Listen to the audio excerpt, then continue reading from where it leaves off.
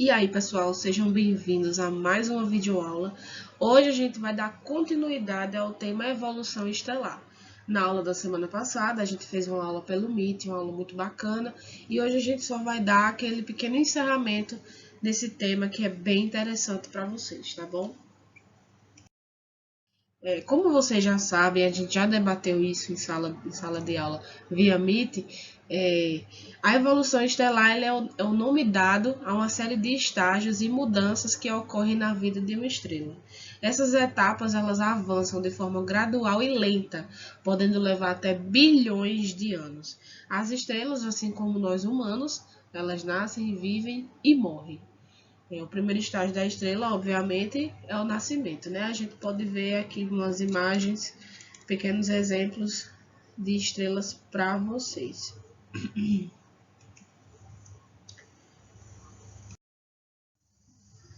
Já a segunda etapa, né, uma parte que faz a segunda etapa, que compõe uma das segundas etapas da evolução estelar, é justamente isso aqui. Se você já observou no céu um aglomerado de estrelas, eu não me refiro nem a isso aqui, mas a esse aglomerado aqui, ó.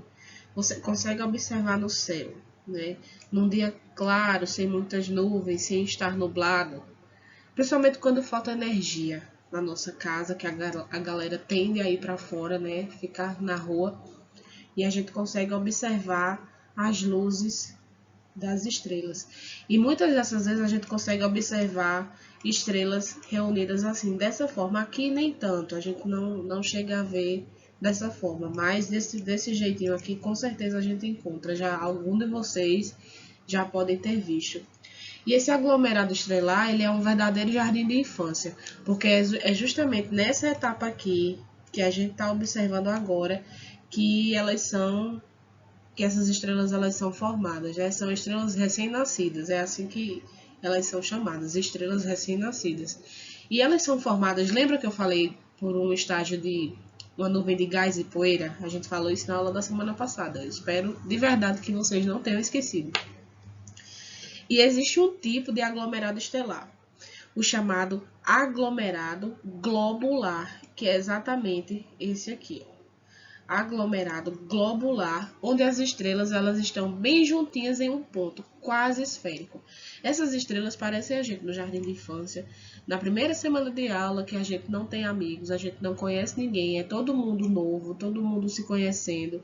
E você conhece logo quando é uma turma nova, porque elas sempre estão juntas, com medo de se espalhar entre outras pessoas. E o que é que isso acontece? Quando essas estrelas nascem, né, a gente chama de berçário estelar. Isso aqui, ó, é chamado de berçário estelar, tá? Porque é onde se formam essas nuvens de gás e poeira cósmica, tá? Que através da força da gravidade, elas se agrupam, tá? E dessa forma elas adquirem mais densidade, juntas elas conseguem adquirir mais calor e formam aqui, como a gente pode ver, um tipo de disco, tá? O mesmo tipo que dá origem ao sistema solar é esse que a gente vê aqui na evolução das estrelas. Já quando a estrela é o que? Uma teenager, né? Ela está se tornando aí um adolescente, né? A fase da adolescência estelar, após muito tempo nessa situação, o disco, naquela situação lá que a gente falou de aglomeração, onde elas ficam bem juntinhas, o disco ele vai ficando tão denso e tão quente que converte esses átomos de hidrogênio. Lembra que eu falei que na aula passada eu falei que o combustível principal da formação das estrelas era o hidrogênio? Então, com o passar do tempo e com essa junção dessas estrelas, né, nesse aglomerado, esse disco vai se tornando tão denso e tão quente que converte esses átomos de hidrogênio em átomos de hélio, tá bom? Então, na ocorrência dessas fusões nucleares, elas não cessam nunca. Tipo, sempre vai ter essa troca de gases, troca de átomos, sempre vai estar ocorrendo. E o hidrogênio, ele continua sendo convertido em hélio, tá? O que funciona como um combustível para a atividade da estrela. Ele sempre vai estar sendo trocado, o hidrogênio, pelo hélio. E assim como é a nossa fase da adolescência, da puberdade, né, para o ser humano, uma estrela jovem ela passa por inúmeras e constantes mudanças. Essa intensa atividade de talvez diversas instabilidades, né? É aí onde ela sofre variações de temperatura, de massa, de diâmetro. Por isso que quando a gente olha para o céu, a gente consegue ver tamanhos de estrelas diferentes. É por conta dessa diversidade de variações que ela passou em sua adolescência.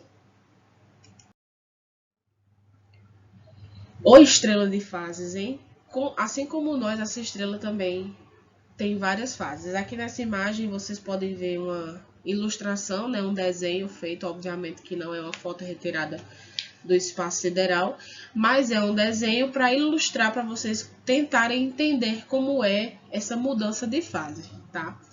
E durante a meia-idade da estrela, quando a estrela chega à sua sequência principal, ela fica apenas queimando hidrogênio e transformando em hélio, tá bom? E mesmo assim, quando ela chega nessa fase, ela ainda é muito jovem. Portanto, ela ficará nesse ciclo durante muito tempo, tá? Disse que a estrela chegou em sua fase de estabilidade, preste atenção, que a estrela chegou em sua fase de estabilidade e essa fase ela equivale a praticamente 90% de toda a sua vida. Ou seja, ela só se torna uma estrela madura quando já está praticamente perto de morrer, né? Então a gente vê essa diferença entre nós e as estrelas, só a medida de comparação para vocês. A maturidade da estrela, ela começa quando a maior parte de sua reserva de hidrogênio ela se esgota. Como eu falei para vocês, o hidrogênio ele sempre vai estar sendo convertido em gás hélio durante toda a sua vida. E a partir do momento que isso é sua fase estável, e a partir do momento que isso acaba, ela vai terminando, perdendo esse hidrogênio, obviamente, não tendo mais como convertê-lo em gás hélio, ela vai morrendo aos poucos, tá bom? E praticamente, quando isso acontece, todo o seu núcleo já se converteu em hélio, né? Assim, a fusão entre as moléculas de gás diminui e se dá início a esse período de contração e superaquecimento, porque a sua densidade e o seu calor aumentam, e tanto que esse movimento, né, de se inverter, a estrela ela passa a se expandir, como tá aqui, ó. Ela passa a se expandir cada vez mais, até que ela vai acabar virando uma gigante vermelha, né, a última fase dela, e por fim, né, explodindo. Mas isso demora milhões e milhões de anos para acontecer. Já no estágio final da estrela, né, a morte de uma estrela depende crucialmente de sua massa. Não esqueçam disso, eu deixei até em amarelo aqui para vocês não esquecerem. Então, se a massa da estrela for até 2 vezes a do Sol, a sua concentração se transformará, lembra que a gente falou lá na anã branca? Então, ela vai se transformar na anã branca se sua massa for 2 vezes maior do que a do Sol, tá bom? E isso ela acaba se transformando num pequeno astro moribundo. O que é isso?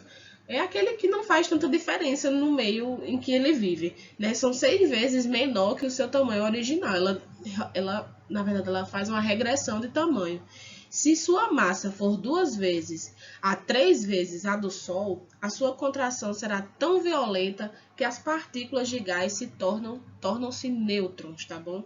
E esse resultado é chamado de estrela de nêutrons. E segundo o corpo celeste mais denso do universo, se a massa da estrela for 3 vezes maior do que a do Sol, a sua contração final será tão violenta, mas tão violenta, que ela vai se transformar num buraco negro, tá bom? E o corpo celeste mais denso, que aliás é o corpo celeste mais denso que a gente conhece, é o buraco negro, tá? Tudo que passa perto dele é sugado por ele. Então, enquanto os gases periféricos dão origem a uma supernova estrela, essa massa gasosa que brilha, né, que a gente consegue ver de longe, ela tem pouco tempo ao ver, né, das demais estrelas, pouco tempo, e logo em seguida ela desaparece, dependendo do tamanho da sua massa. E aí, pessoal, alguma dúvida? Alguma dúvida? A gente lembra que a gente falou desse conteúdo semana passada e a gente está dando continuidade agora. A gente está encerrando sobre evolução estelar. Qualquer dúvida, deixa aqui nos comentários, dê o like nesse vídeo. Eu não sou youtuber, eu não tenho o hábito de fazer isso, mas qualquer dúvida também não deixem de entrar. Aliás, podem entrar em contato conosco, nós estaremos sempre aqui para atender vocês, tá bom? Então, um abraço e até a próxima aula.